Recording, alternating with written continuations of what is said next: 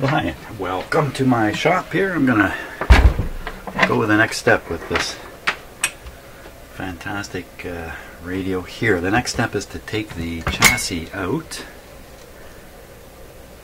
Now this radio, unlike most radios, the chassis comes forward. I've already got the knobs off of it from my last session. So there's 3 bolts underneath. Hey, thank you very much for one of you sending me the information related to this radio, including the service manual. So what we need to do here is unhook the antenna, disentangle these things. Now, excuse me, there's a bolt, 1 bolt here and 1 bolt or nut back there, which has to be removed.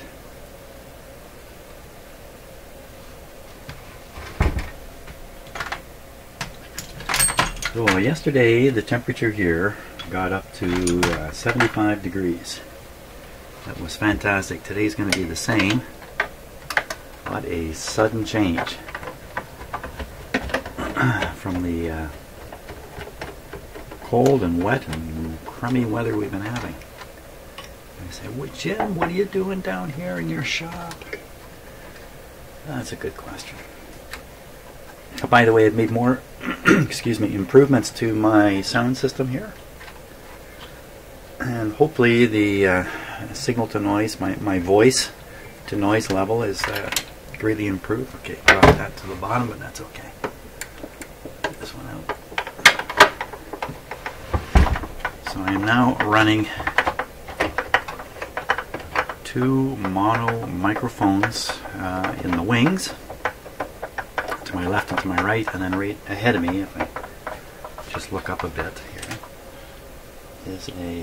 that's a stereo microphone. That's what you're mainly listening to me through. But I do have 2 more mics going.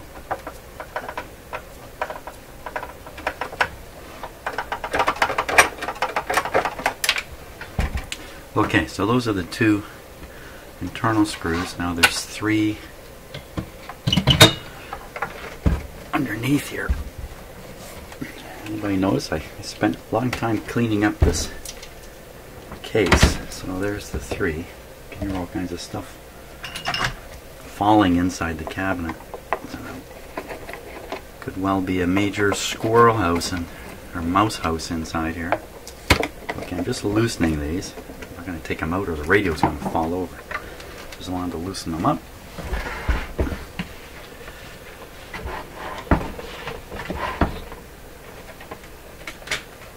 Take them out this way.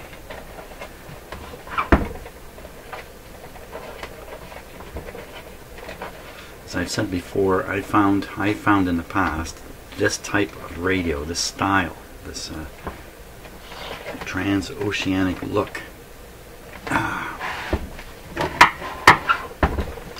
to be fairly difficult to work on. Now maybe this is a Hallicrafters, so maybe it's different. Oop, wrong way. There we go.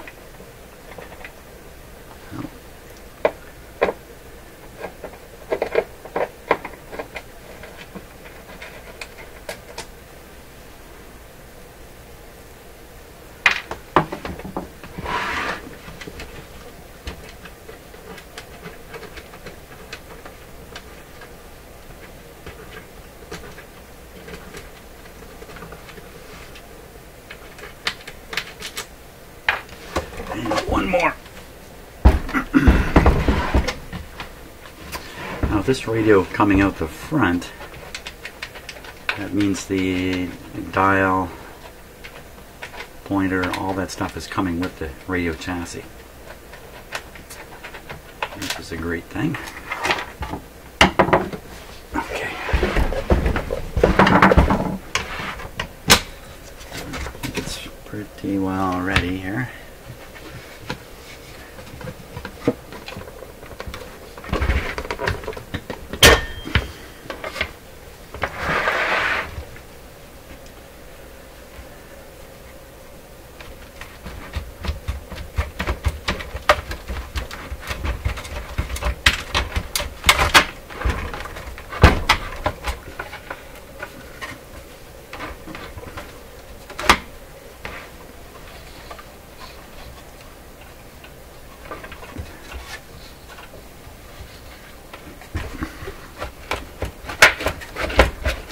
tightening right here.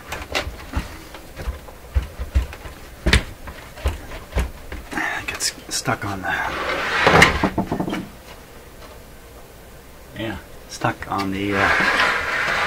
screw sticking out the back. As I've turned this on a bit of an angle here, I've pulled out this side.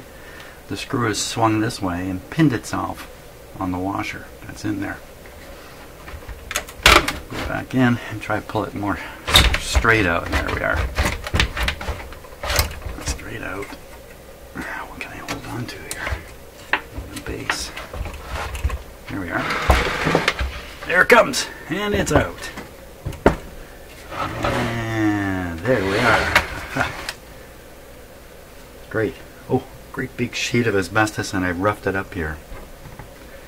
Let's just deal with these nuts.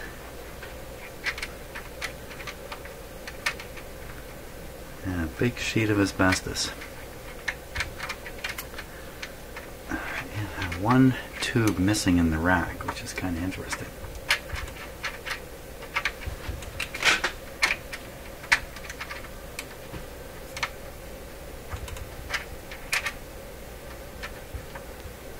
Well, it just won't go on.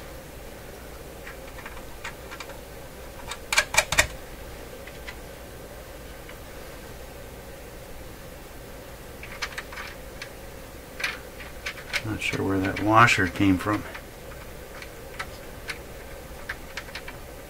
What happened here?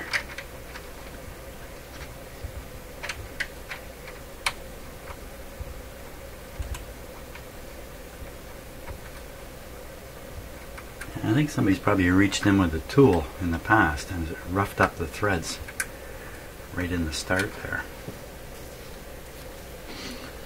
Now, let's set the radio aside. We'll deal with the cabinet next. Okay, so what to do about the cabinet? Well, let's see. Piles of dirt and filth. One second here, I just get another camera ready.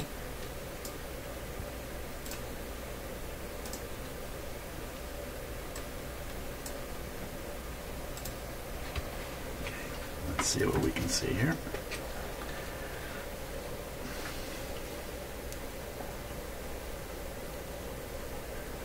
It looks like a day at the beach.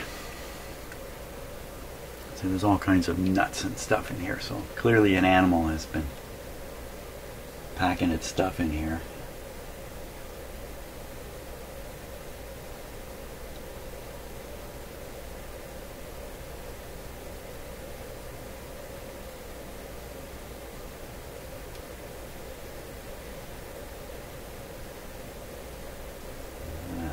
See the tear there in the asbestos sheet, and this. That's not so good. One of my buddies told me that I should spray the asbestos with hairspray to stick down the fibers. That sounds like an interesting idea. Except I think hairspray is flammable. Oh look, there's a liquid stain here of some sort. Yeah, it's quite distinct. You can even see how the dirt here has adhered in the area of the stain. Look, there's another stain over here.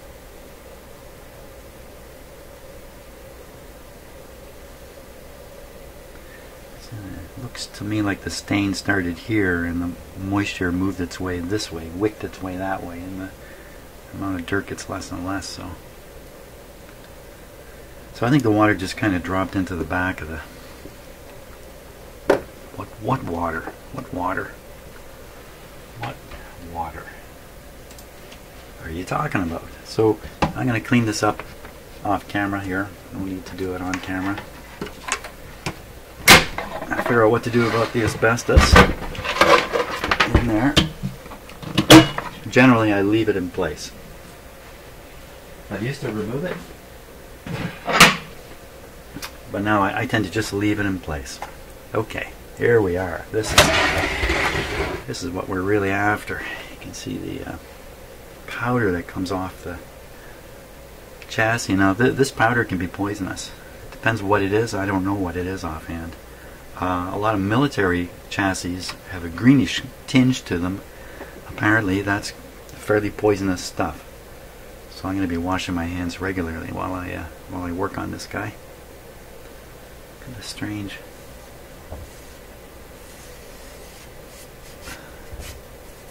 I don't know what that is. Funny angle and all. Okay, what can we see up here?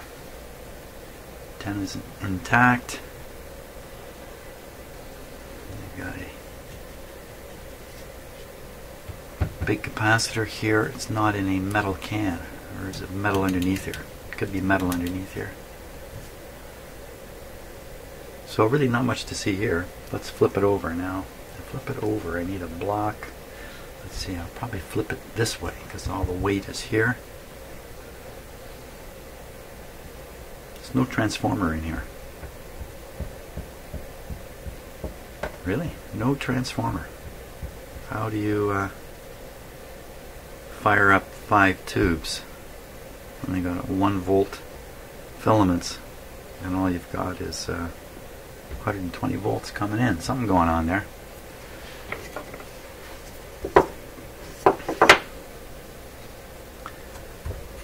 This is really rugged. There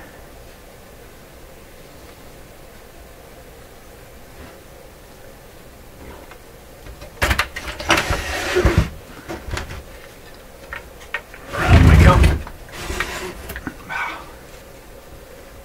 Okay.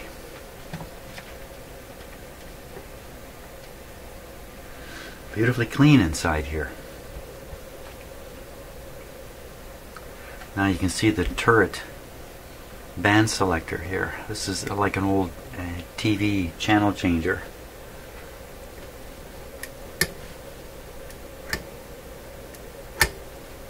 Some components right inside on the back of these sections. Sections are numbered: 11L, 4L, 9L, 17L. Strange numbers. Only goes so far? Yeah, only goes so far. A big opening here. Well, it probably stops on this one, then rotates all the way around to this one, and this missing one is just... Oh! Okay, so much for that explanation. Kind of obvious why these would be missing.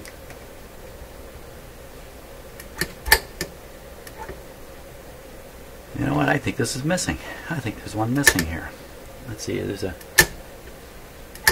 band select indicator on the front of the radio. So now these are making contact way up at the top. 1, 2, 3. Yeah. See, it won't go far enough there.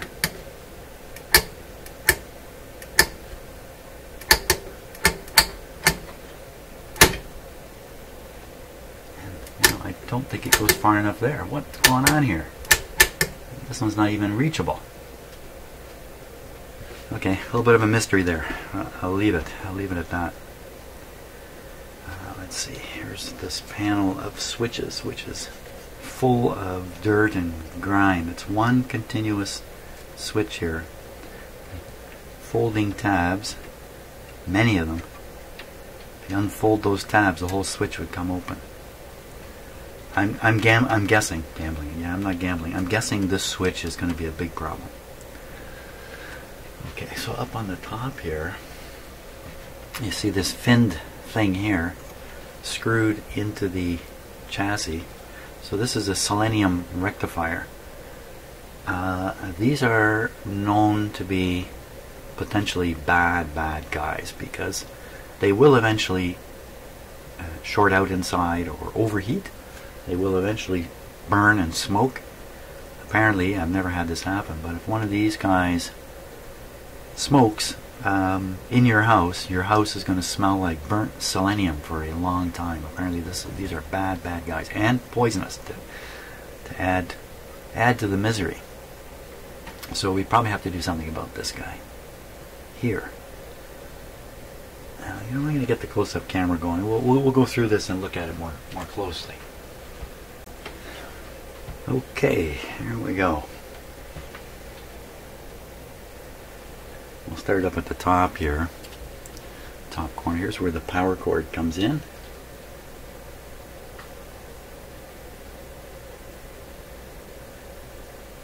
It's attaching right there. And this big whopper. Big whopper resistor, 2000 ohm resistor. Let's see. This guy's got a drop of wax hanging from the bottom. Where did he get the wax from? So it seems like there's a lot of these molded capacitors in here, but they look pretty good. See, that looks really good.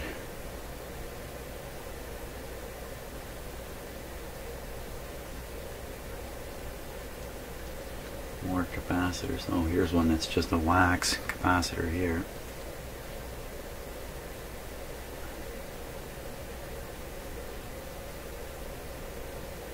Looks fairly good too, actually.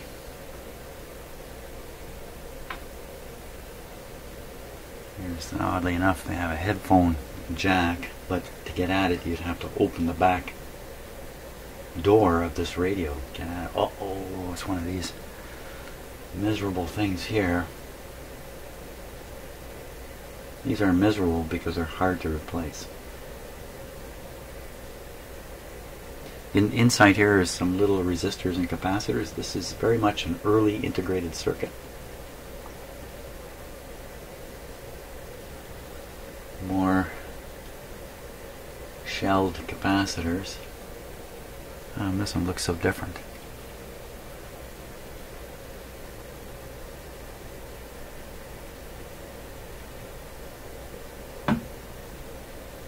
Straight to ground.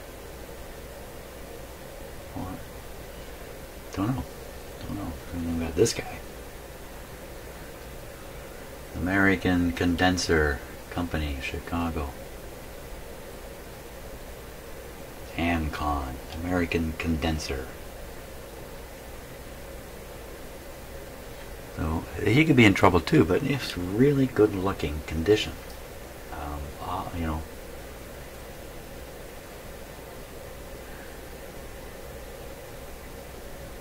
There's some coils here. What happened to this one?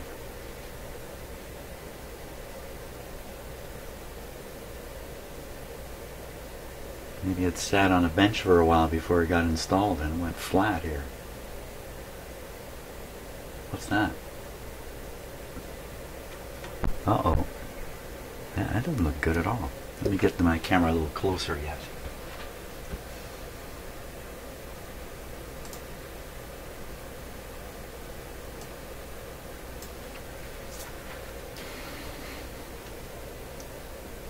Ooh.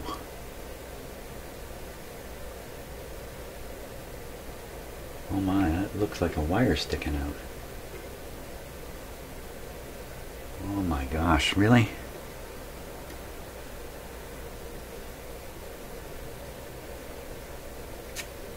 Oh my gosh. Well, how did that ever happen? What exactly happened here? That's not so good. See the winding? You can kind of see the winding through the wax. See, it's not just a straightforward winding, it's all woven back and forth there. That's for very specific reasons. It looks like it's woven onto a resistor, and then you can see the wire coil lead is wound. Look how many times they wound it around that thing.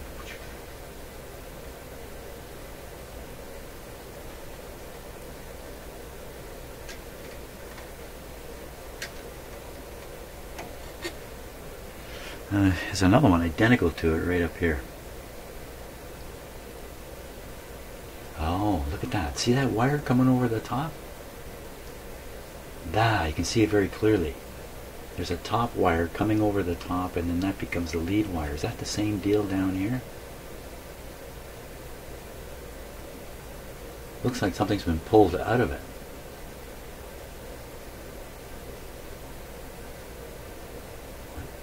Can we see the remnants down here? Just let me get another light.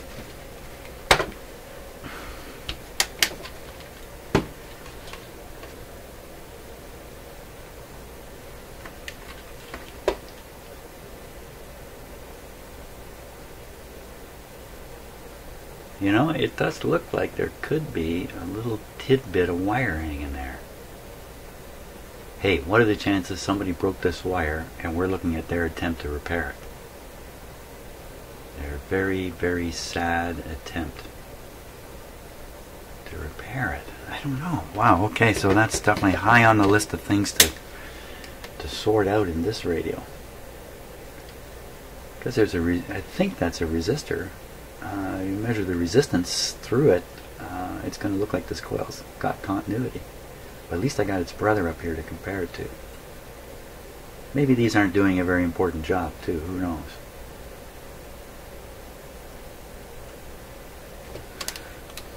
Okay, let's carry on. So we're looking at this thing here.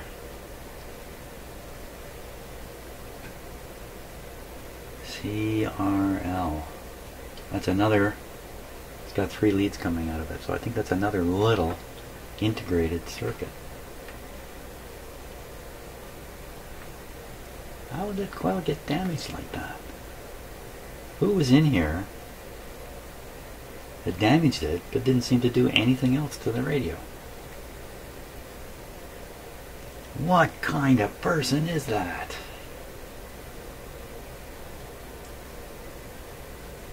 How come this capacitor is speckled?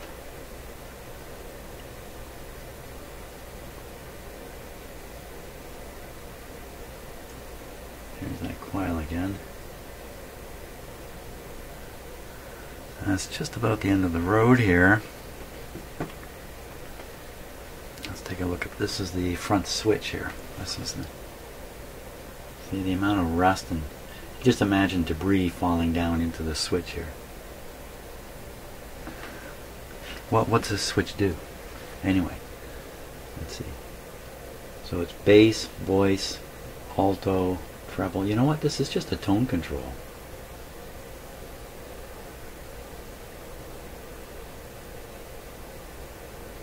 Hey, just turn on whichever one of these switches you want to turn on. I guess that's how it works.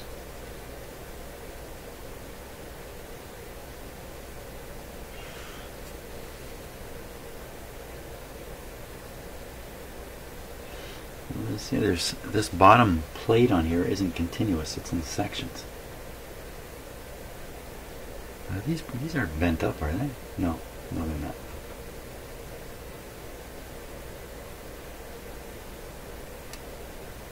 Well, then if this switch is causing problems, it's potentially only going to affect the tone.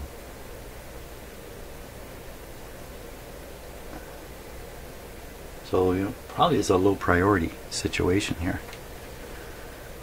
Yeah, actually the only high priority thing is this mystery coil.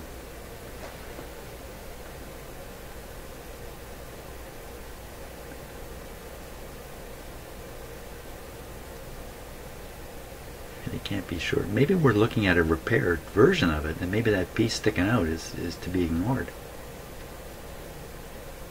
The only way we're going to know is by turning this guy on. Hey, I think we've reached that point. We've reached the point. Okay, now the power cord's a disaster in this radio. It's just want to check for strength. So this is just plastic down here. If I let the weight of the radio, sit on this corner, it might break this plastic, and that would be a sad deal. It actually sits up kind of nice.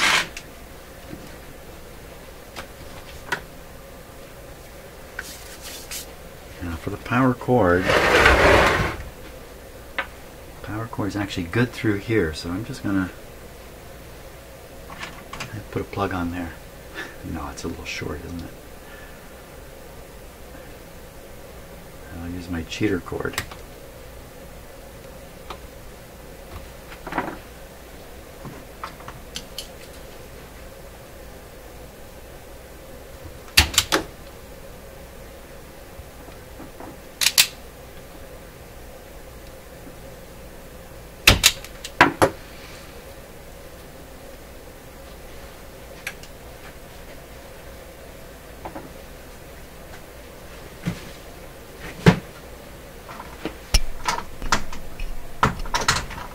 Cheater cord.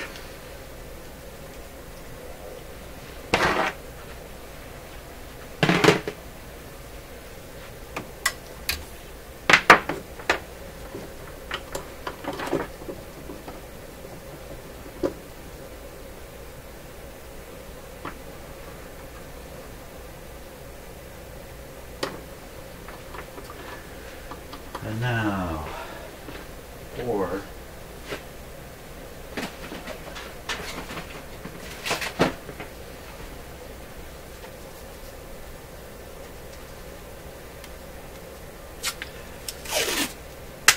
safety's sake.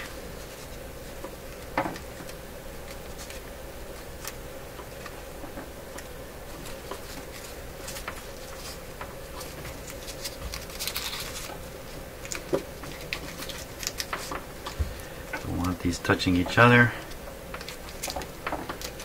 Don't want them touching the chassis. Thinking I've arranged this very close to the chassis here. Okay. Thinking now.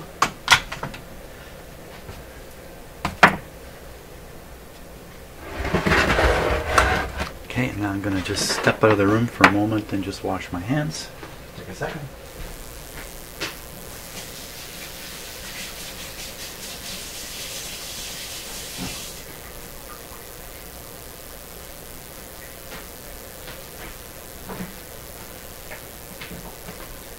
Okay.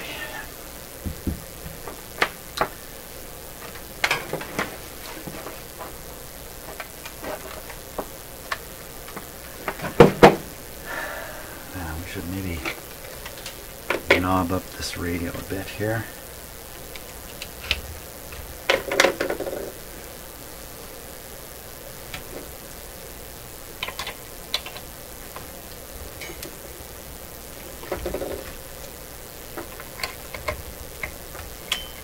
On, off.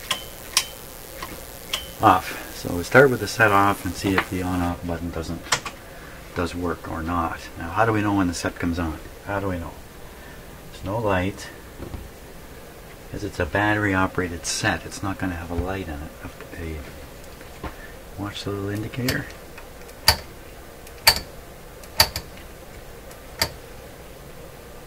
Okay, so we'll start on the AM band also, which is down here.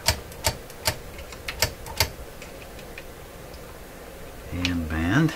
We'll start with these switches wherever they were.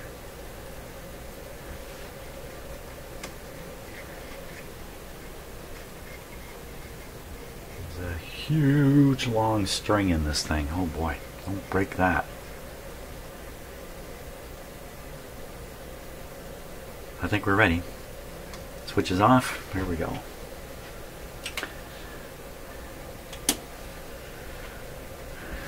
Watching the dim lights up here now. In fact, I'm going to restrict this further.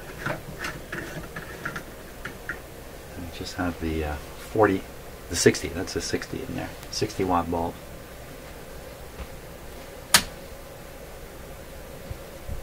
So, full voltage there. So the set is switched off. I think we got the right response. Okay, switch on the set. These tubes come to life right away. Come to life or come to death right away. This time, this is much more critical this time. Here we go. Okay, less than full voltage here. So this is drawing some power. The lights did not come on. we're right up around 100 and, well, where are we? 121 volts. So it's drawing power. It's drawing a tiny amount of power. You know what? I don't have a... Yeah, speaker's right there. What am I talking about? Okay, I hear nothing.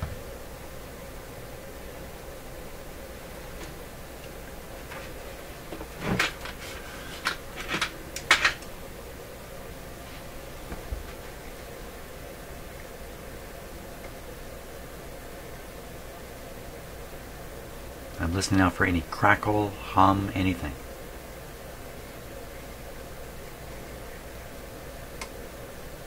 Nothing. Okay, volume up a bit. Band selector for crackle.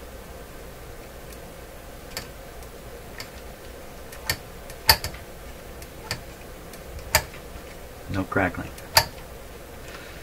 Now my Hammerlund, under certain conditions, you can have a fault in the radio which is burning out parts in those sectors we were looking at in the tuner. And if the radio is in that condition, that bad condition, as you turn the band selector to try to bring it to life, just like I'm doing now, you're successively burning out parts in the tuner without knowing it. Could it be the same in this kind of radio? No sound whatsoever. So let's fiddle with these switches now and see. We'll go back down to the AM band because for some reason I think that's the most likely one to work. Volume up.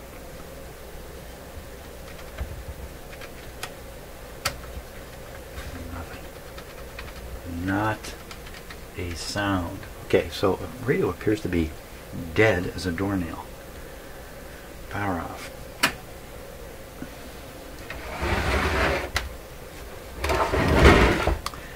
Did any of these tubes light up? Based on the amount of power being drawn, wow, I don't know.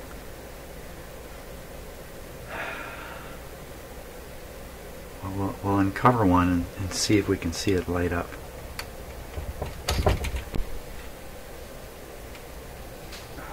These tubes are so hard to see. There's no warmth in it, but they're very, very low wattage tubes. I'm getting more white powder on me. There's one back here that's not even covered. Well, we'll see if we can see this one here. So to do that, we need a fair bit of darkness in here. And then get some darkness.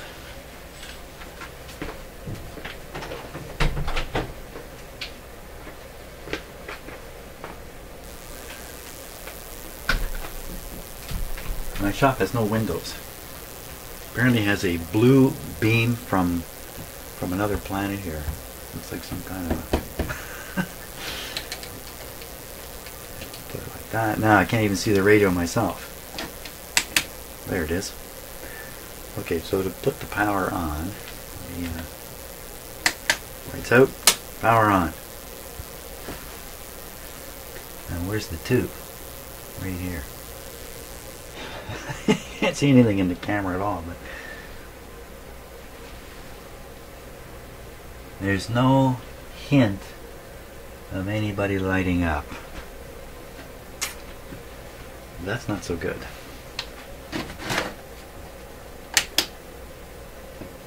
Not so good.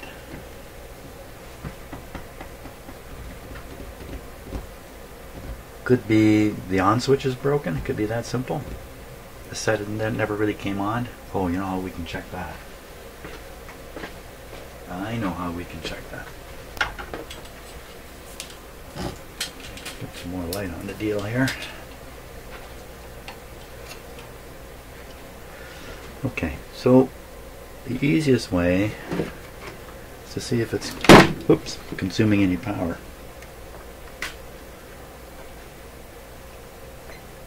Five watts.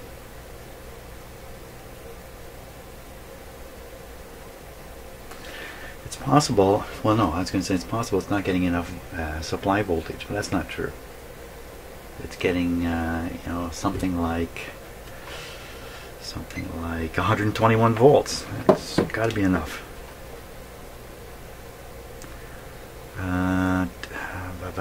These tubes are probably in series with some big whopping resistor. I think I see asbestos right here. I have a little box with asbestos. Well, why would I have a little box of asbestos there? It's fit into a funny spot in the radio too. Yeah, that's a bit of a mystery.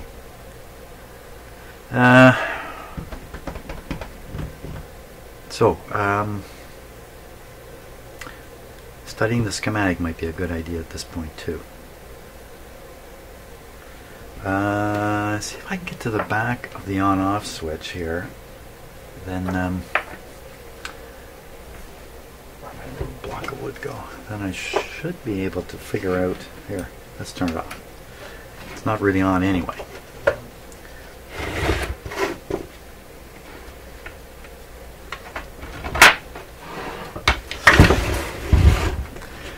Back of the switch. Ooh, switch.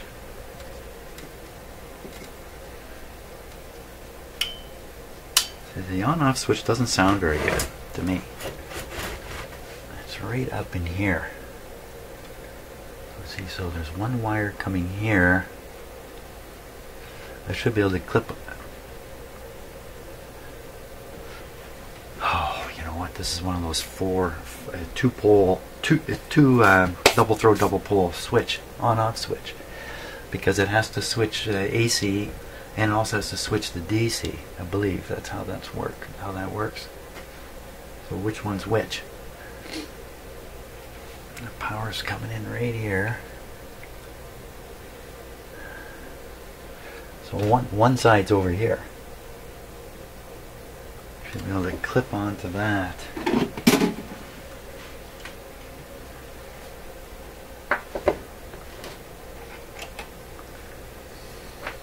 So I'm trying to prove that there's AC power making it into the set in the first place.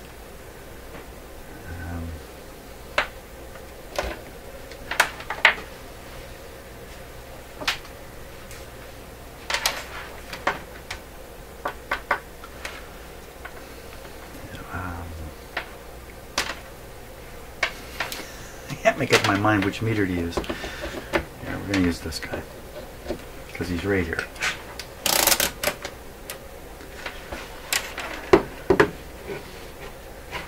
Set for AC volts.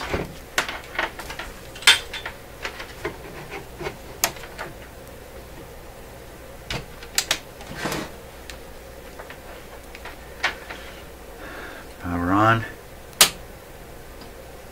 Switch is on. I don't see an awful lot of stuff soldered to the chassis in here. There's some stuff here. Not much. There's a capacitor with a resistor. Looks like 33K. So this is probably the kind of radio where they don't utilize the chassis for carrying power at all. So grounding to it may not help. So I want to get to either side of the power thing. So one is here, the other one's kind of hidden in the back of this thing. Is my camera sinking now? What's going on? So I just need a hint of it to know the AC is getting into the set. So we'll start with right here. Oh, I got my hand in front of the meter.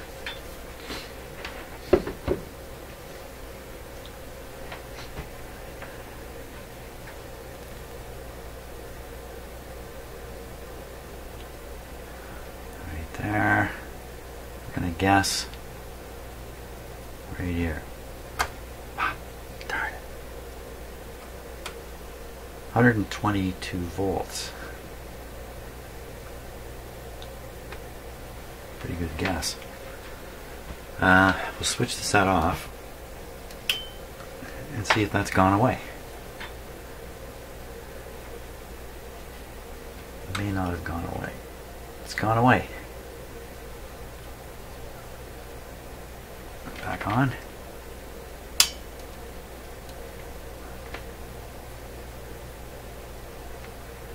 am I supposed to spot here? There it is. So that pretty much proves that the AC is getting past the on-off switch and into the set.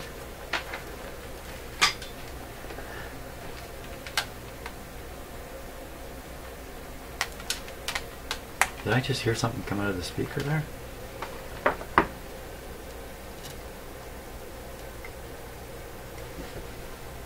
You know what? There is sound coming out of this speaker, very faintly. Fantastic. Okay, why so quiet? It's just a bit of a hum, just a bit of a... Actually, you know what? That sounded like radio noise to me. That sounded like radio noise.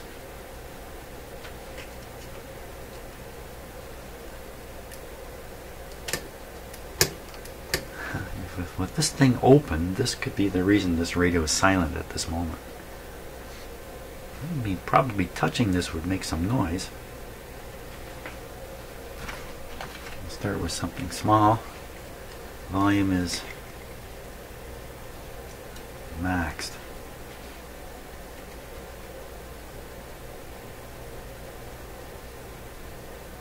Thought I heard something. I'm trying not to touch the metal here yet.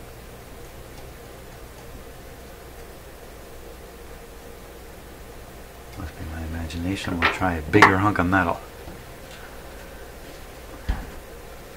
This is really a capacitor. That's one lead. That's the other lead. That's the dielectric.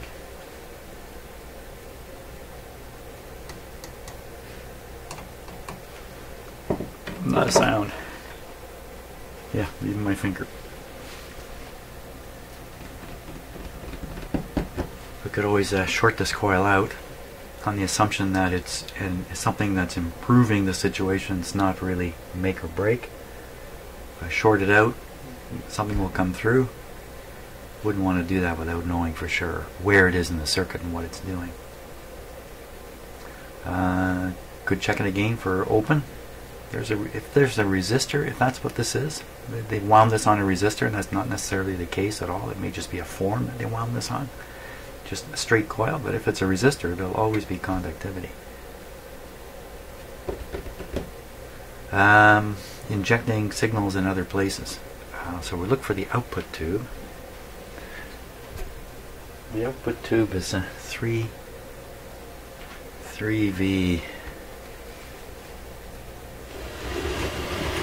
3V4, 2V3.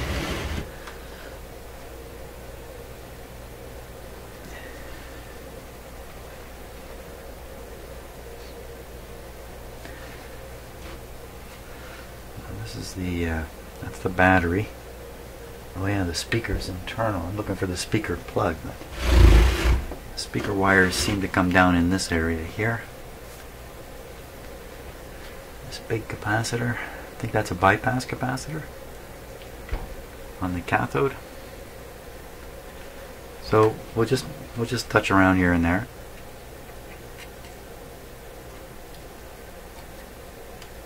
Just looking for anything that might make a sound. Just a little bit of metal. That's grounded.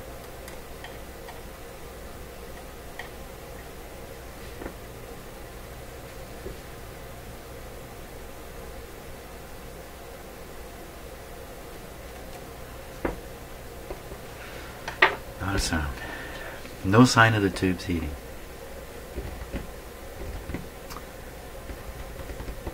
Open filament on one of the tubes. The tubes are, again, I should really be looking at the schematic here.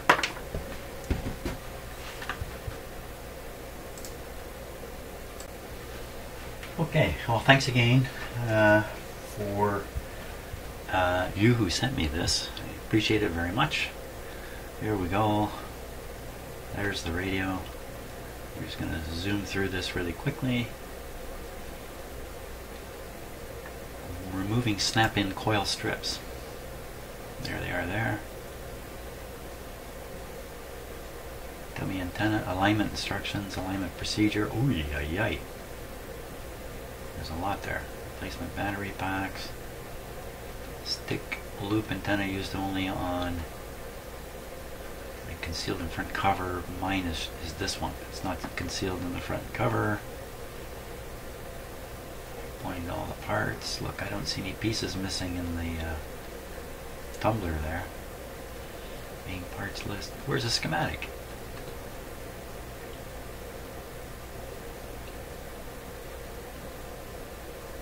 See there, they're showing a big gap in here where the adjusters are, but I don't see that missing section. There's the string. Yikes. Oh, yay. Here we are. Now we're cooking. Schematic. How come there's two of them? They gave me two schematics. This one is sets equipped with tuner ID 1382, the Mark 3B and the Mark 1B. Uh-oh. How do I know which one I got? Okay, so let's see how the tube heaters are hooked up here. We'll pick one. What's all that nonsense? Oh, the heaters work. These are directly heated tubes. They have no cathode. So the heater's serving a dual function. Like, for instance, you can see the signal. The signal is impressed between the grid and the cathode from here. The grid and the heater. That's a little bit tricky. Let's say 6.4 volts. 1 UF.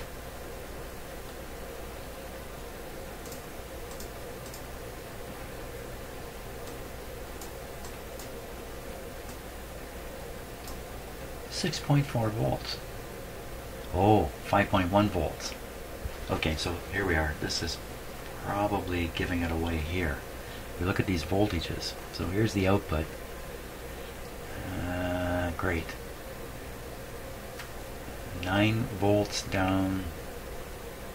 6.4. Now we can probably find a tube starting at 6.4 and going down to 5.1. And we can probably find a tube at 5.1. Here it is. Going down to 4.6, then we can probably find a 4.6. That's 6.4. 4.6. Don't get confused, don't you? Look at the 3. See, this one is what do we go down to? We're down to, this looks like 3.1. 4.6 to 3.1. I think I'm kind of getting the idea anyway, one way or another. These tubes are in series. So one open filament in one of these tubes and she's out. She's done. Where's the 3V4? So that's how this guy gets 3. It's not really 3. It's the same old 1.5 twice. 1.5 and 1.5.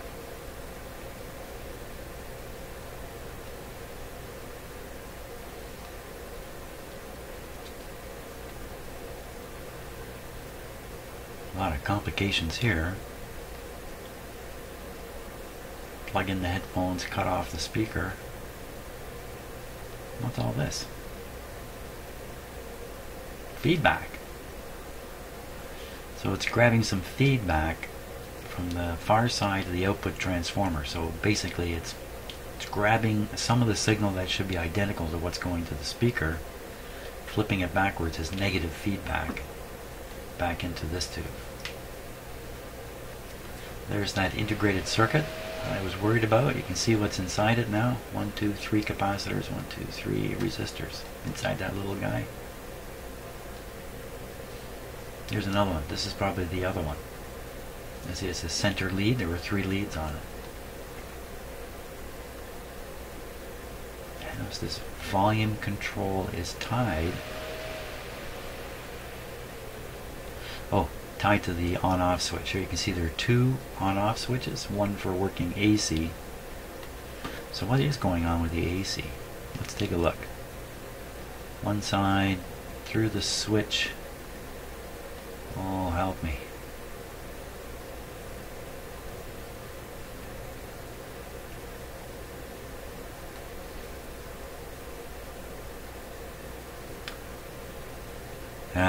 This is a little bit complicated because it has a battery input. There's the rectifier there that we have to go in and change out a couple of. There's a 80. It's a big capacitor here to do away with the hum. Well, here's the whole heater string shown here, tube heater string, and you can see the whole thing. So at one end we've got 9 volts. Is that right? 9 volts? So how do you get in another big capacitor right here?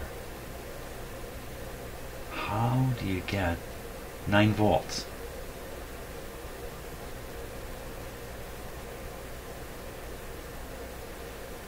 On the other side of a 2K resistor? 10 watts. That tells it right there.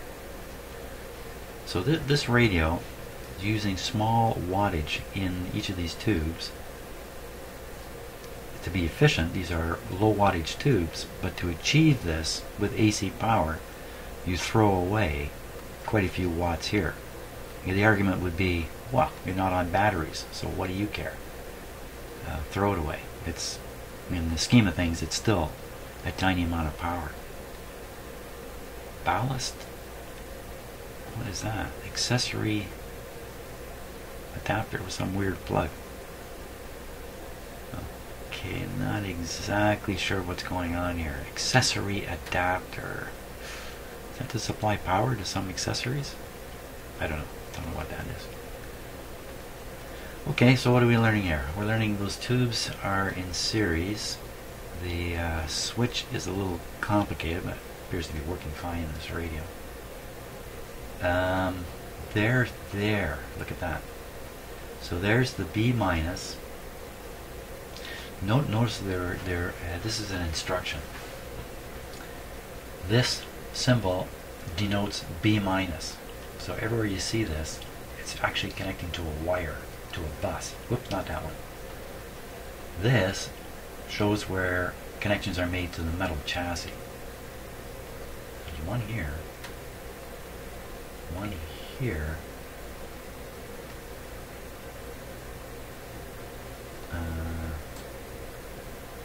I don't expect there to be many. Here's another one. This is right off the antenna. Whip antenna. Let's see how they treat that. Here's the tuner. Oh my gosh, look at all these. What's all this? Well, these are the pieces. These are the little wafers that are being switched in. Different sets of coils for different bands. Skyrider antenna. Loop antenna built in.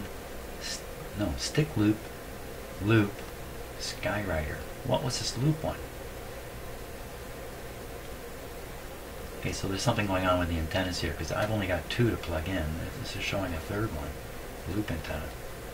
And then it's dependent upon which radio you've got, so don't worry about that right now.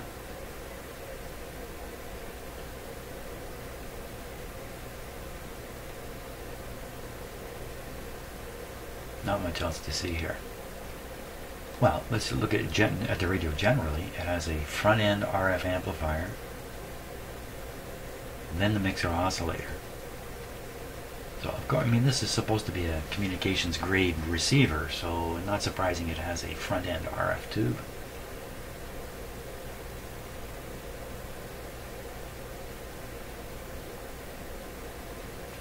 Out it comes. This whole thing is in a box. That's that tuner box. Out it comes. Mixer oscillator.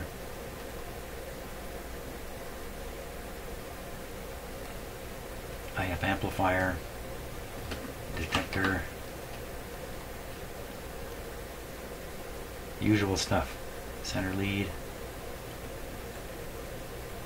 Well, okay, we can only deduce that there's a burned out tube. That's enough study of this. Let's get back to the radio here.